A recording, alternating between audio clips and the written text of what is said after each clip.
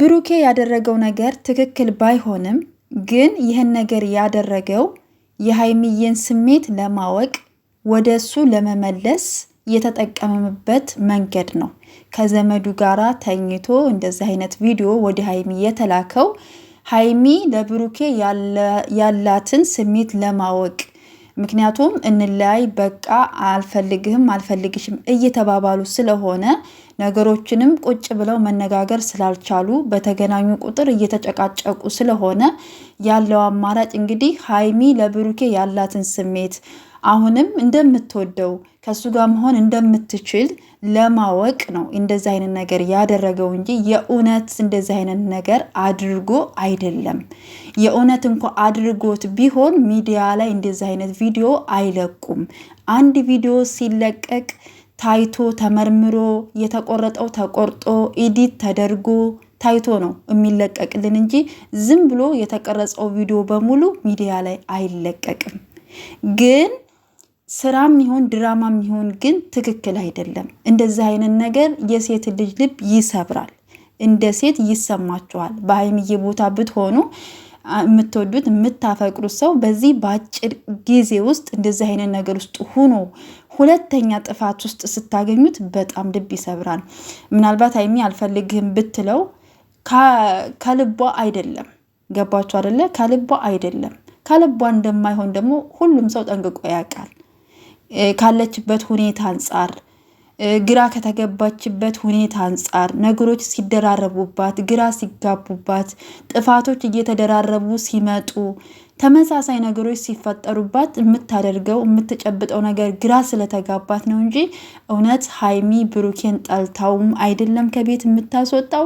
እውነት ሀይሚ ከብሩኬ መለየትን ፈልጋ አይደለም። በጣም እንደምትወደው በጣም እንደምታፈቅረው እናውቃለን። ብሩኬን በደንብ እንደሚያፈቅራት እንደሚወዳት እናውቃለን። ስለዚህ ይሄ ድራማ ነው። ግን ደግሞ በእንደዚህ አይነት ነገር ባት አስተላልፉ ጥሩ ነው። ምክንያቱም አሁን ወጣቱ ከእናንተ ምን ይማር አሁን በተለቀቀው ቪዲዮ?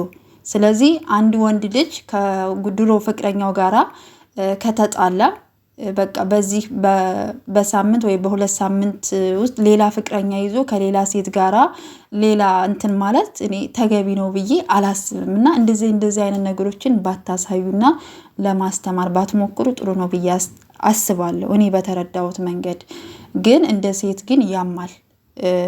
በድራማም ይሁን በሪልም ይሁን ትክክል አይደለም። ሴት ልጅ ናት፣ ስሜት አላት።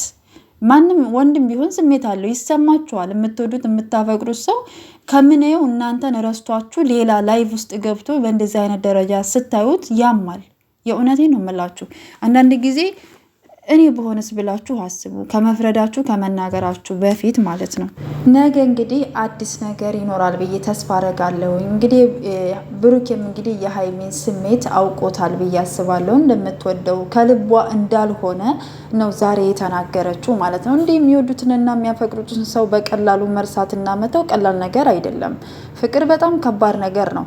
ምናልባት ፍቅርም ሲተው ይተዋል ሊባል ይችላል። ግን ከዚያ ስሜት ውስጥ እንደዚህ በአጭር ጊዜ ውስጥ መውጣት ከባድ ነው የሚሆነው እና ብሩኬም እንግዲህ አሁን የተረዳ ይመስለኛል እንጂ ከዛ ውጭ ልጅቷም ዘመዱ ናት። ዘመዱም ስለሆነች ነው እንደዚህ በኮንፊደንስ ምናምን ሆኖ ነው ልጅቷን የሚያቅፋት ምናምን እና ሌላ ምንም የሚፈጠር ነገር የለም። ያው መጨረሻውን ብናይ ይሻላል። ብዙ መናገር እኮ ይቻላል አይደለ? ብሩኬንም ባደረገው ነገር እኮ መናገር ትችላላችሁ፣ ሀይሚንም እንደዛው። ግን አግባብ አይደለም ብዬ አስባለሁ። ትክክልም አይደለም ብዬ ነው የማስበው። አንድ ሰው ወደዚህ ጥፋት ሲሄድ ትክክል አይደለም ብሎ መመለስ ይሻላል ብዬ አምናለሁኝ እና ከመፍረድ ከመናገር ነገሮችን ማስተዋል ይሻላል ብዬ አስባለሁ። በጣም ብዙ ነገርም እየተባለ ስለሆነ ማለት ነው እና እንደዚህ መለያየት ቀላል ነገር አይደለም።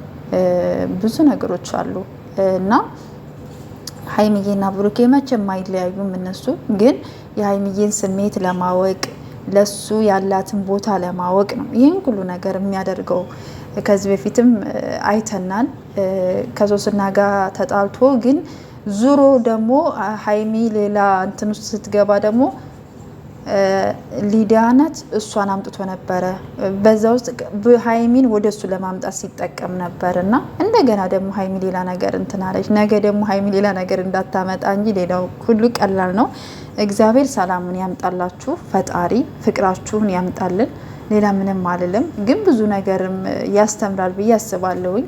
አንዳንድ ጊዜ በችኮላ የምንወስናቸው ውሳኔዎች፣ በስሜታዊ የምንወስናቸው ውሳኔዎች በጣም ብዙ ዋጋ ያስከፍሉናል በህይወታችን እና መቸኮልም ዋጋ ያስከፍላል፣ መዘግየትም እንደዛው ዋጋ ያስከፍላል።